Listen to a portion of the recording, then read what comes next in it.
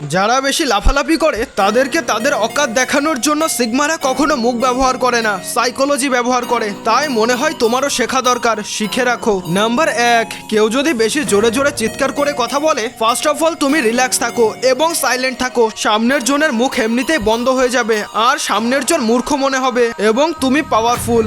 Number 2, কেউ ধরো তোমাকে অপমান করছে, তুমি শুধু শুনে যাও এবং তার কথা শেষ হলে তুমি বলো, আমাকে কিছু বললে নাকি, আমি না অন্য একটা কথা ভাবছিলাম, তুমি কি আরেকবার রিপিট করতে পারবে? যদি সে রিপিট করে তাহলে বুঝে নিও সে পাগল ছাড়া আর অন্য কিছু নয়। নাম্বার 3, কেউ যদি নিজেকে নিয়ে নিজের গুণগান বেশি করে তাহলে তুমি জাস্ট তার কথা চলাকালীন তাকে বলো, ঠিক আছে তুই অনেক ভালো বুঝতে পারছি, কিন্তু আমার এখন শোনার মন করছে না, পরে বলিস মন দিয়ে শুনবো। ব্যাস, তোমার কাজ হয়ে গেছে, বাকিটা তোমাকে আর ভাবতে হবে না। আর হ্যাঁ, একটা কথা, আমি তো তোমাদেরকে উৎসাহ দিই, কিন্তু আমাকে উৎসাহ দেওয়ার মতো কেউ নেই, তোমরাই না হলে বন্ধু ভেবে কিছু বলে যাও। আর হ্যাঁ, সময় না থাকলে থাক, আমি কিছু মনে করব না।